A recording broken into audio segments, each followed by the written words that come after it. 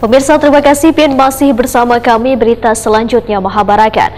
Panitia khusus DPRD Banjarmasin tentang Raperda Penyelenggaraan Transportasi kembali menggelar pembahasan dengan menghadirkan Dinas Perhubungan Banjarmasin, Bagian Hukum Sekdako Banjarmasin, dan sejumlah instansi terkait lainnya.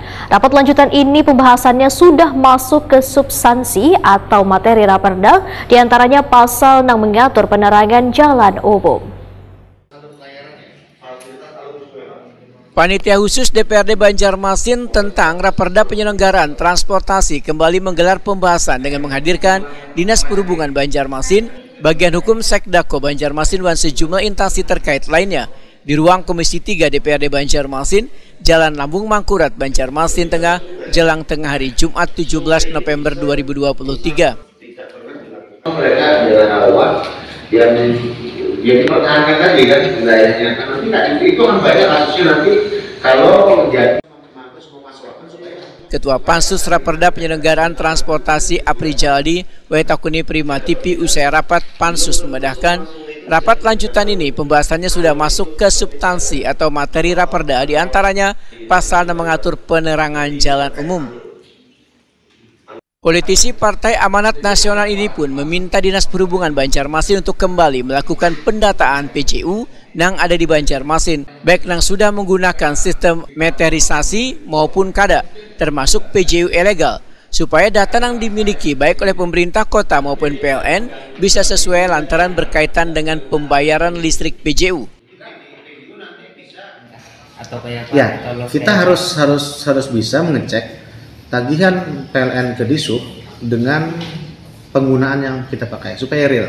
Karena sekarang kan masih dalam masih abu-abu lah. Nah, supaya ini real bahwa jumlah titik PJU yang kita ditagihkan oleh PLN itu memang sesuai. Ini PJU yang di luar panel ya. Kalau yang panel kan sudah jelas nih di tiang-tiang itu kan. Nah, yang ini kan di luar panel yang belum dihibahkan oleh masyarakat. Jadi umpamanya ada PJU itu disebut liar, ada yang memang terdaftar. Jadi makanya yang liar tadi, ya ini swadaya kan, swadaya masyarakat kan. Yang umpamanya bikin PJU di depan rumah karena ingin jalanan di antara tiang listrik ke tiang listrik, ini jauh kan, 30 meter jarak atau 20 meter. Nah di tengah-tengahnya kan terlap nih. Pian pasang sendiri, itu selama kadar pian laporkan ke Dishub itu disebut PJU liar. Namun liarnya ada dua, bisa jadi pian mengaitkan ke rumah. Tapi pakai OH, bayar sendiri. Ya, bayar sendiri. Nah, PLN tidak mau tahu. Sekretaris Dinas Perhubungan Banjarmasin Febri Graha Utama memadahkan Raperda Penyelenggaraan Transportasi ini meluas hingga terkait penerangan jalan umum, karena PJU merupakan sarana penting dalam kelancaran transportasi. Febri Graha Utama menyatakan sangat mengapresiasi termuatnya PJU dalam Raperda Penyelenggaraan Transportasi agar Banjarmasin memiliki aturan. Tadi sampai tentang rencana untuk penerangan jalan umum RIPJU. Nah, sampai itu dari bagaimana nanti proyeksi kebutuhan, proyeksi kondisi existing saat ini seperti apa, nanti kebutuhannya nanti perlu diproyeksikan seperti apa. Jadi kebutuhan Banjarmasin berapa nanti bisa tertuang di rencana induk kelengkapan jalan umum.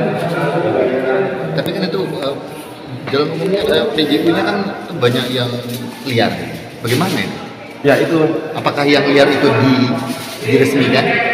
Nah, di dalam rencana induk PJU nanti isinya database, mana yang liar kategorinya, mana tidak berizin, mana yang sudah ada meterannya yang punya kita kelola. Itu nanti dalam satu dokumen itu.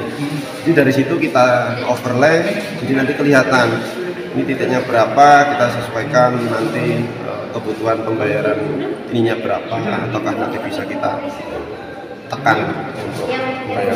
Sekarang ini berapa sih yang punyanya PJU kita ini? Yang resmi untuk data teknisnya jumlahnya aku nggak hafal. Jadi nanti dikonfirm lagi ke Kabupaten PJU titiknya berapa titik. Ini nggak teknis untuk jumlah detailnya sampai berapa belum. Nggak apa.